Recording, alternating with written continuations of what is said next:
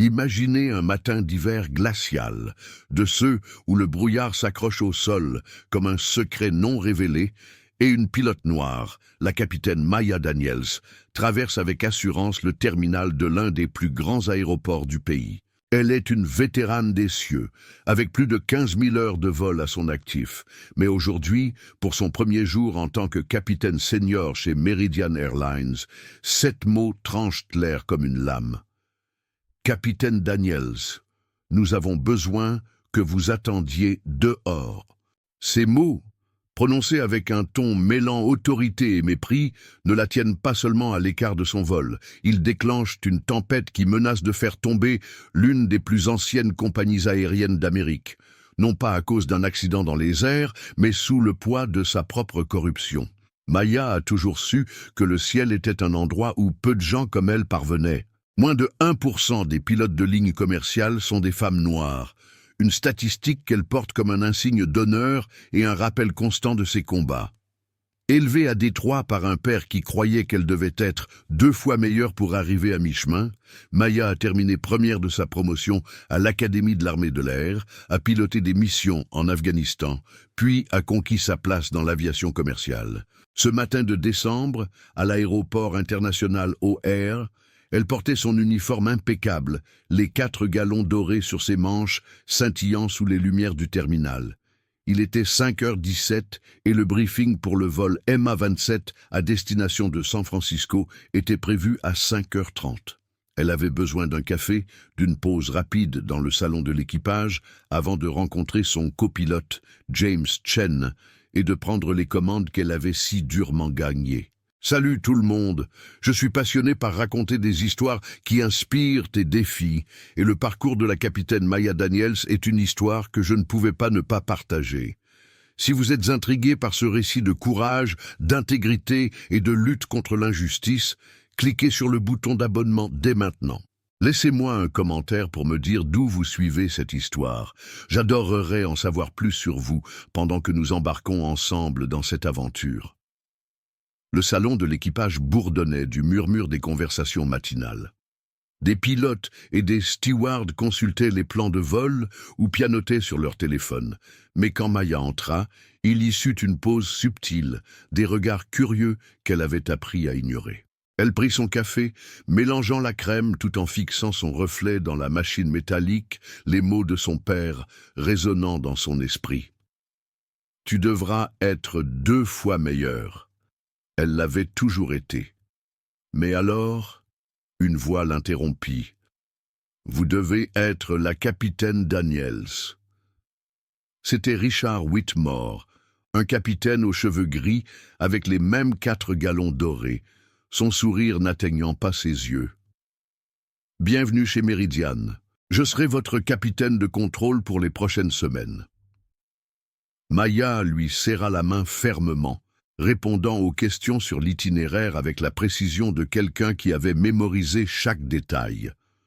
Richard hocha la tête, mais il y avait quelque chose dans son expression qui la mit mal à l'aise, un calcul silencieux qu'elle connaissait bien.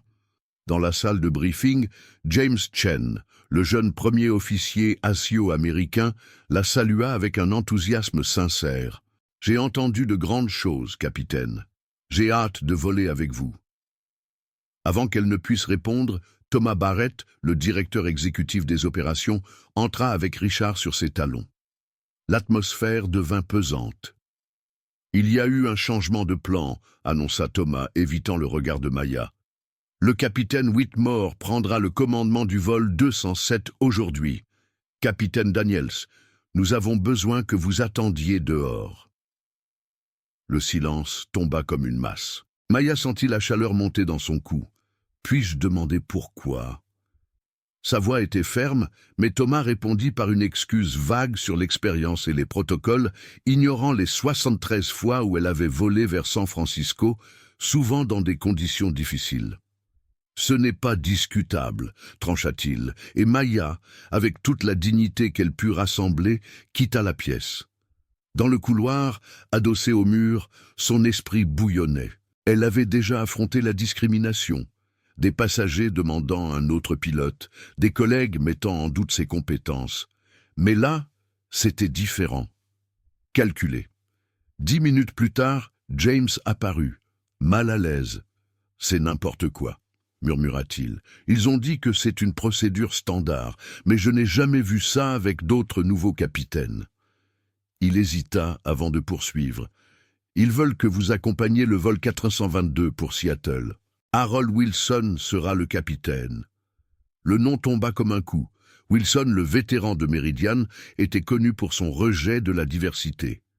Maya hocha lentement la tête, la colère se muant en détermination. « Merci de me l'avoir dit, James. » Le vol 422 fut un test de patience. Harold Wilson, un homme aux cheveux gris et au visage figé dans une grimace, reconnut à peine sa présence, la traitant comme une intruse. Pendant les préparatifs, il l'ignora, narrant chaque action d'un ton condescendant durant le vol. Maya observa en silence, enregistrant tout, jusqu'à ce qu'il commette une erreur. Il entra la mauvaise fréquence pour l'approche de Seattle. « Capitaine, » dit-elle calmement, « je crois que la fréquence est 128.35, pas 124.75. » Il corrigea sèchement, mais après l'atterrissage, il la surprit. « Vous avez un bon œil, mais une bonne observation ne fait pas de vous une pilote de Meridian. Nous avons des traditions. » Le message était clair. Elle n'avait pas sa place ici. De retour à Chicago, on lui annonça qu'elle passerait la semaine à accompagner des capitaines comme Wilson, tous avec des réputations similaires. Le schéma était évident. Ils essayaient de la pousser à abandonner. Ce soir-là, dans son appartement, elle prit un verre de Cabernet et appela sa sœur, Zoé, une avocate redoutable. « C'est de la discrimination pure et simple », explosa Zoé. « Tu pourrais les traîner en justice jusqu'à l'enfer. » Maya soupira. « Et être la femme qui a dû faire un procès pour arriver à la cabine? Il me faut une autre stratégie. » Zoé l'a mis en garde d'être prudente, mais Maya avait déjà pris sa décision. Elle ouvrit son ordinateur portable et plongea dans l'histoire de Meridian, une compagnie aérienne fondée en 1967, dirigée majoritairement par des hommes blancs, avec des procès pour discrimination réglés en secret et des avis d'employés révélant un réseau de vieux garçons. Puis, un article attira son attention. Une revue de la FAA sur les registres de maintenance, 8 mois plus tôt.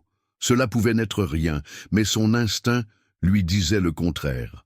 Le lendemain, lors d'un vol pour Denver avec le capitaine Andrew Peterson, elle trouva un allié inattendu. « Tout le monde n'est pas d'accord avec la façon dont il vous traite, » dit-il à voix basse. « Faites attention à Barrett et Wilson. Ils protègent les leurs quoi qu'il arrive. » Quand Maya demanda si cela incluait des risques pour la sécurité, Peterson détourna le regard, mais l'avertissement resta avec elle. Entre deux vols, elle visita le hangar de maintenance et rencontra Marcus Jefferson, un technicien noir de Détroit. « Ils nous mettent la pression pour accélérer les choses », avoua-t-il. « Certaines vérifications obligatoires sont maintenant discrétionnaires. » Maya sentit un frisson. « C'est légal ?»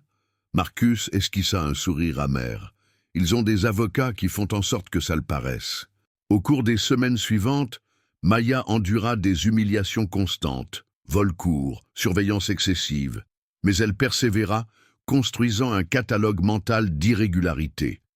Des alliances commencèrent à se former. James, Marcus et Lauren Kim, une hôtesse qui subissait aussi des préjugés.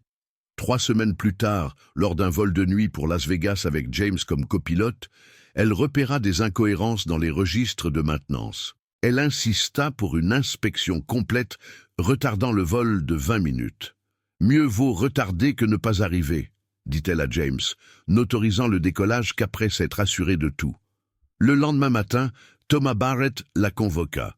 « Vous avez retardé le vol 889 avec une inspection inutile », l'accusa-t-il. Maya répliqua avec les règlements de la FAA, mais Barrett la menaça. « Si vous ne faites pas confiance à nos procédures, peut-être que ce n'est pas votre place ici. » Elle demanda la directive par écrit. Il refusa, et la confrontation resta en suspens. Ce soir-là, dans son appartement, Maya étala ses notes sur la table, registres incohérents, écarts de protocole et les murmures de Marcus sur des raccourcis dangereux. Meridian Airlines réduisait les coûts sur la maintenance, pressant les employés à ignorer les problèmes et punissant ceux qui posaient des questions. Elle savait ce qu'elle devait faire, mais le prix serait élevé. Les lanceurs d'alerte trouvaient rarement un autre emploi dans l'aviation, mais les mots de son père la guidaient. « Voler est une confiance sacrée ». Prenant une profonde inspiration, elle appela Zoé. « J'ai besoin de ton aide et de ton contact à la FAA. » Après une pause, Zoé répondit « Tu es sûr ?»« Je n'ai jamais été aussi sûre », affirma Maya. Elles passèrent la nuit à revoir les preuves, préparant un rapport détaillé.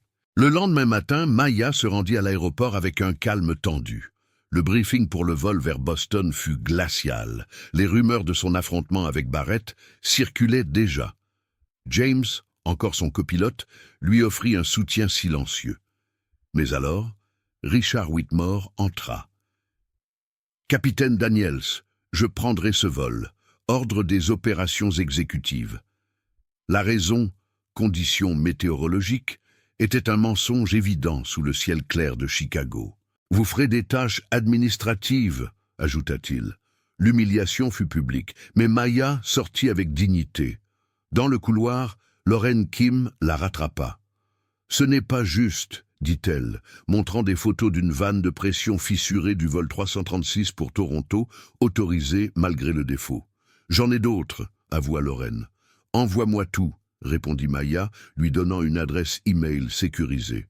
Au service des ressources humaines, Maya rendit son badge pour un temporaire avec un accès restreint, remplissant des formulaires inutiles pendant que des messages arrivaient. « James, c'est injuste, comment puis-je aider ?»« Marcus, faut qu'on parle, hangar 34, 16h30. Peter Lawson, le copilote de Wilson, on n'est pas tous comme eux. » À 16h30, elle retrouva Marcus au hangar. « Il falsifie des registres, » révéla-t-il. « De vrais problèmes structurels, ignorés. Au moins 30% de la flotte est compromise. » Il mentionna Paul Decker, un mécanicien tombé d'une plateforme après avoir questionné les supports moteurs, un accident suspect. Marcus lui remit une clé USB avec des preuves, mais craignait pour sa famille. « Tu n'as pas à être le visage de ça, » assura Maya. « Je m'en occupe. » Ce soir-là, elle examina tout, les fichiers de Marcus, les photos de Lorraine, ses propres observations. Meridian sacrifiait la sécurité pour le profit, ripostant contre ceux qui résistaient. À minuit, elle appela Zoé. « On a assez. Regarde aussi le cas de Paul Decker. » Le lendemain matin, tout en feignant la conformité au RH, Maya remarqua des agents de sécurité l'observant et des exécutifs passant avec suspicion. Ils sentaient quelque chose. À 14h, elle fut convoquée en salle de conférence. Barrett, Whitmore, Wilson et 2 avocats l'attendaient. « Vous avez accédé à des zones interdites et collecté des documents, » accusa Barrett. « Démissionnez avec un accord de confidentialité, ou vous serez licencié pour insubordination. » Maya sourit légèrement, posant un dossier sur la table. À 9h, mon avocat a remis un rapport à la FAA sur les violations de sécurité de Meridian. À midi, le Chicago Tribune a reçu la même chose, avec des preuves de représailles, y compris le cas de Paul Decker. Le silence fut assourdissant. « Vous bluffez, » dit Barrett blême. « Une 3e copie est en lieu sûr, » rétorqua Maya. « S'il m'arrive quelque chose, elle sera rendue publique. » Wilson explosa. « Chantage !»« Responsabilité », corrigea-t-elle. « Je veux que la flotte défectueuse soit clouée au sol, une audit indépendant et une protection pour ceux qui ont coopéré. » Barrett demanda du temps. Elle donna 1 heure. Dans les jours qui suivirent, Meridian s'effondra. Des vols furent annulés, la FAA enquêta et les actions chutèrent. D'anciens employés parlèrent aux médias, exposant une culture toxique.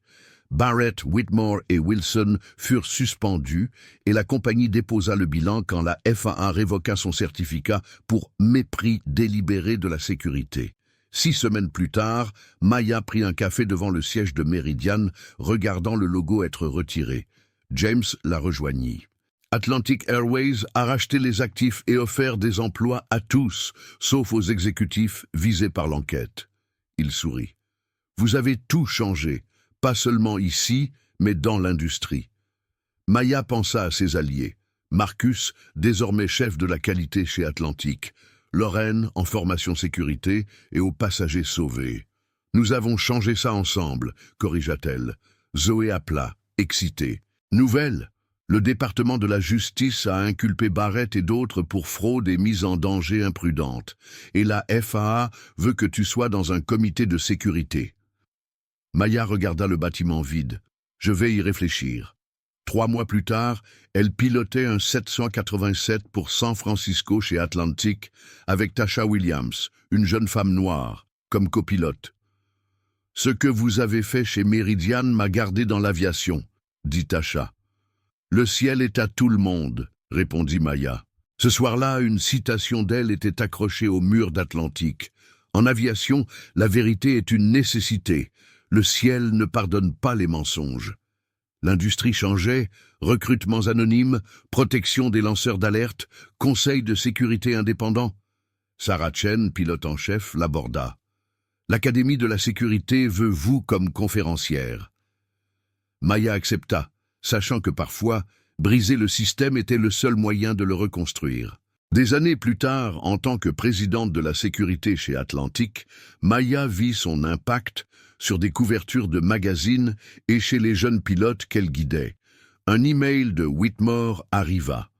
Des excuses tardives. « Votre courage a changé le ciel. » Elle répondit. « Excuses acceptées, le ciel est à tout le monde. » L'histoire de Meridian devint un cas d'étude, mais celle de Maya continuait. Vol après vol, vérité après vérité, guidant l'horizon ouvert. « Salut, tout le monde! Nous voilà au bout de cette incroyable aventure, avec la capitaine Maya Daniels. Si cette histoire de courage et de transformation vous a touché, cliquez sur s'abonner et laissez un commentaire avec vos réflexions ou d'où vous suivez. Restons connectés pendant que nous explorons d'autres histoires qui défient et inspirent. À bientôt.